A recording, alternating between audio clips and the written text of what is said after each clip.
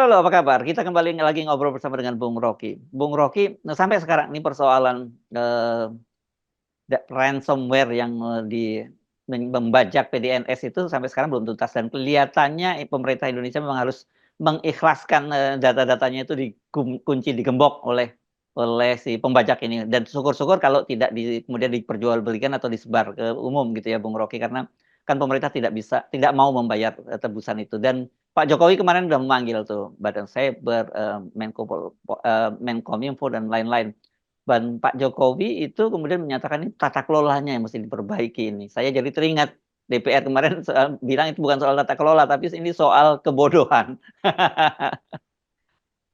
Memang benar itu soal kebodohan kan. Hmm, Kan tata kelolanya ada di atas kertas itu hmm, peraturannya hmm, begini, hmm, implikasinya apa, bila macet di sana, di backup di mana. Kan itu namanya tata kelola. Tetapi kalau tata kelola itu diabaikan, itu artinya orangnya bodoh itu sehingga hmm, mengabaikan hal yang secara prinsipil prosedur yang udah baku kan. Kan hmm, kita bayangkan misalnya apa namanya itu double helix itu adalah penanda identitas manusia itu. hmm, Nah, di dalam riset DNA. Informasi adalah DNA di dalam pemerintah. Kan semua pemerintahan itu basisnya ada informasi, data yang memang mesti di backup. Kan nggak mungkin kita kita berharap bahwa sistem backup kita itu uh, memungkinkan kita untuk aman. Tentu kita tahu tidak aman, karena itu mesti ada backup terus-menerus kan. Jadi logikanya semua sistem informasi itu harus ada backup. Dasarnya apa? Ya karena ketidakamanan kan. hmm. Jadinya hal-hal yang saya kira betul tuh kata siapa Mutia Hafid Muti apa Hafid ya. Hmm, ya itu memang kebodohan mau diapa lagi tuh. Nah sekarang cekcok tuh siapa yang bertanggung jawab tuh ya hmm, Jokowi panggil menteri-menterinya, mestinya setelah keluar dari istana menterinya bilang saya dipanggil Jokowi dan saya merasa saya bersalah maka saya memberhentikan diri saya, kan mesti begitu kan, hmm, hmm, dipanggil tetapi nggak ada konsekuensi yang ngapain. hmm. Wong disaster terjadi dia nggak mampu kok. Jadi lembaga-lembaga ini, Kementerian Informasi, Badan Sandi Nasional, macam-macam itu harus menunjukkan sikap kesatria bahwa kami gagal. Padahal undang-undang mewajibkan itu. Bahkan imigrasi udah dari awal tahu bahwa ini bahaya itu. Nah, Hmm. backup semacam ini yang sistem pembackupan semacam ini yang secara teknis mudah, tetapi kelalaiannya tadi karena kebodohan benar itu. Ya, ya. Untung dia nggak pakai istilah kedunguan. Nanti terlalu itu ada asosiasinya dengan Anda kalau ada kedunguan. Oke, dan ini yang menarik juga, Bung Rocky ya, kalau kita lihat dari kasus ini, betapa ini yang dikatakan oleh Mutia Hafid juga menarik, menarik katanya dia. Dia mendengar bahwa semua banyak lembaga-lembaga itu yang diminta memang semua menaruh data-datanya itu di situ di Pusat Data Nasional itu. Dan kata dia, untung kata dia begitu, banyak yang tidak taat rupanya, banyak kementerian tidak taat dan tidak memasukkan datanya. Jadi aman. Sementara imigrasi termasuk yang Kementerian Kehakiman ya, saya kira yang termasuk yang taat itu malah jadi korban. Iya, yang nggak masukin pasti data-data pelaku judi online tuh nggak dimasukin tuh pasti, Ya. karena mereka nggak mau ketahuan tuh yang bahkan Hmm. sebagian besar udah diketahui itu. Jadi sekali lagi ini sistem informasi kita, sistem yang memungkinkan setiap orang itu percaya bahwa datanya disimpan aman, karena data itu akan dia pakai untuk anak cucu, untuk berbisnis, bahkan untuk kesehatan segala macam. Tuh sekarang berantakan data itu, dan Jokowi hanya bilang ini soal tata kelola. Memang itu tata kelola, emang soal apa emang?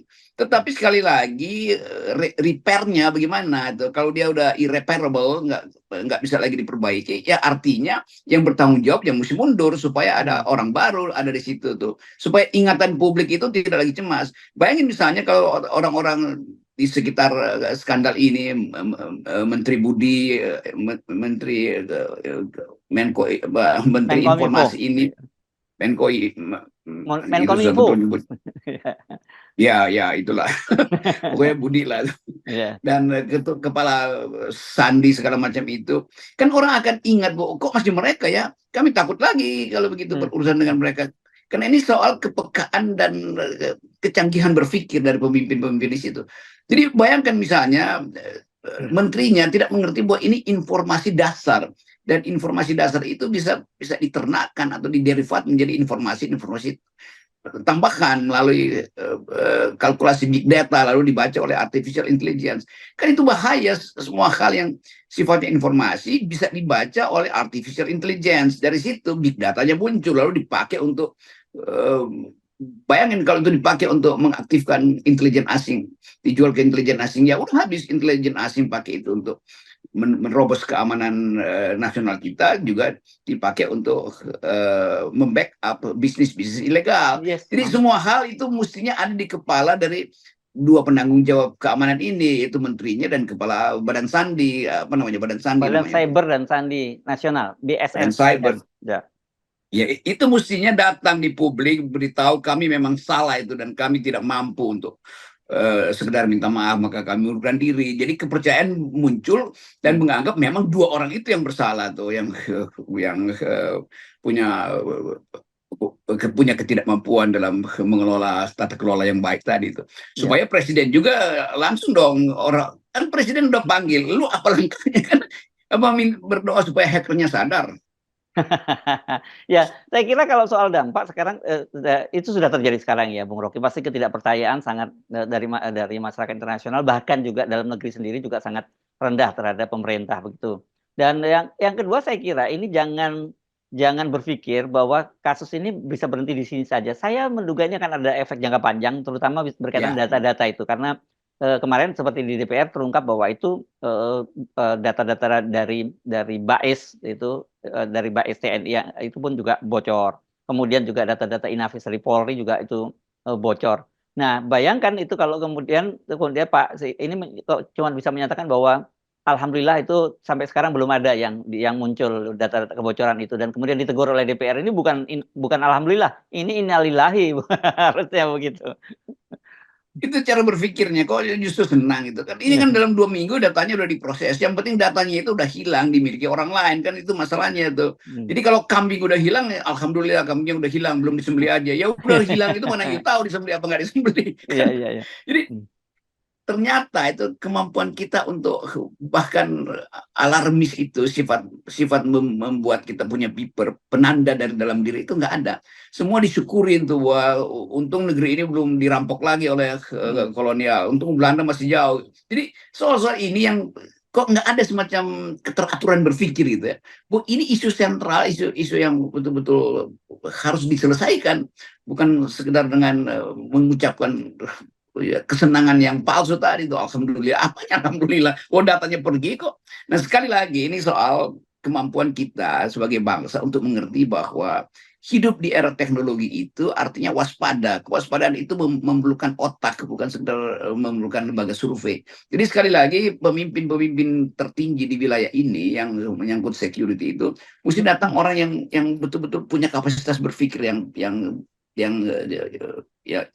tajam, sekaligus punya kemampuan untuk membandingkan keadaan perharinya apa itu, membaca sinyal.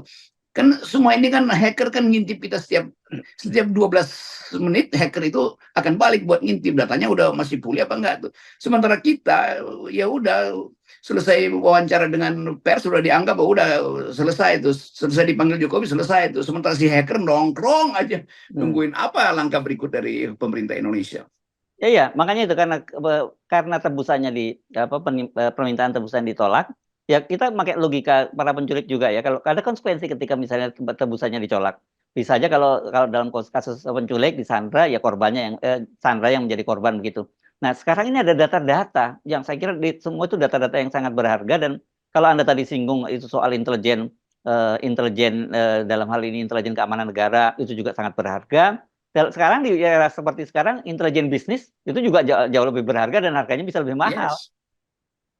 Jadi karena malu untuk bayar, karena ketahuan nggak mampu, lalu berlindung di balik, ya untung yang ini yang belum. Dan apalagi si hacker merasa itu masih ada 2 orang dungu tuh yang memimpin sistem informasi kita tuh. Ntar dia lagi siapin juga tuh apa yang akan dilakukan oleh si hacker itu dengan akibat yang bahkan lebih menggemparkan nanti. Langkah-langkahnya udah nggak ada. Kan presiden mau pilih siapa itu? Kalau presiden tunjuk semacam ad hoc, lalu orang percaya bahwa oke, itu sedang diselesaikan, nggak ada kan, beritanya nggak ada tuh. Jadi si hacker tuh ya hura-hura aja, dia biarin aja tuh. Jadi sekali lagi bukan sekedar tata kelola, tapi mentalitas dan kapasitas dari orang-orang yang mengelola itu. Ya, Dan ya. itu yang mestinya ya yang paling bagus ya datang ke publik mengundurkan diri supaya si hacker juga mungkin hackernya ini juga ada gen Robin Hood-nya. Dia mungkin bilang oke, karena kalian udah mengundurkan diri saya balikin ya 20% dulu ya, gue cicil ya. Kira-kira begitu kan. Jadi Ya. kan juga ada lucu-lucunya si hacker itu. Ya, ya, ya, ya. Semua Tetapi yang saya semua yang bermain hacking di bidang informasi strategis itu orang-orang pinter yang ada lucu-lucunya. Mereka anggap ini playfulness, itu bisa ya. menjadi permainan aja yang menyenangkan. Tetapi saya kira satu hal yang selain tadi itu bahwa manajemen kita dalam soal pengelolaan data itu buruk, yang lebih buruk lagi adalah soal manajemen krisisnya atau manajemen disasternya, Bung Rocky kan. Ini kan bencana dan kelihatan sekali kan tadi langkah yang pertama seperti Anda sebutkan, kalau kemudian Pak Jokowi langsung ambil langkah copot, dua-duanya diganti. Ini kan setidaknya itu akan apalagi kemudian yang dipilih itu figur yang kredibel gitu, kredibilitasnya tinggi, kan kepercayaan akan bisa pulih. Itu soalnya cuman soal memulihkan kredibilitas Kredibilitas itu ya. yang tapi yang tersisa adalah kebodohan. Kalau kata Mutia Hmm. Hafi memang bodoh, mau gimana coba kan. Hmm. Jadi cara kita tadi merespons keadaan itu mestinya ada preemptif di awalnya, langsung kami tahu kami dihack dan dua kesalahan dari menteri itu tuh, maka ada diganti menteri itu tuh, dan hackernya merasa oke, serius pemerintah Indonesia tuh. Mungkin juga hacker ini hacker yang benevolent, yang berbaik hati untuk mengingatkan bahwa kalian punya pemimpin-pemimpin yang bego ya, bukan bego, bukan, yang bodoh, menurut Mutia Hafid.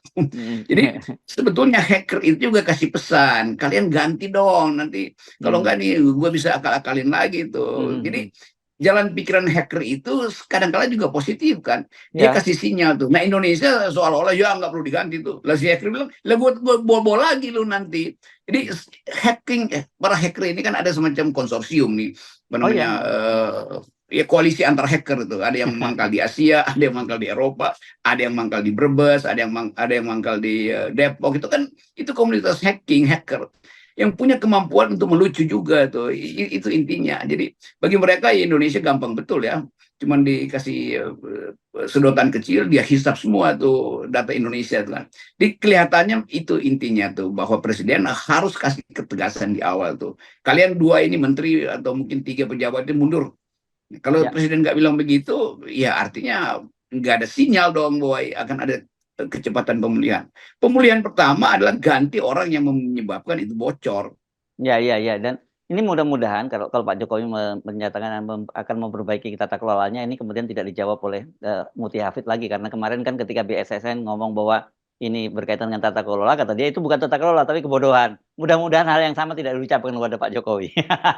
Ya kita tunggu dalam dua jam ke depan nih, Pak Jokowi beraksi apa nih soal ini. Oke, baik, Bung Rocky ya. Kita Yes, nolkan. Yes. Oke. nolkan Yes. kebodohan. Yes.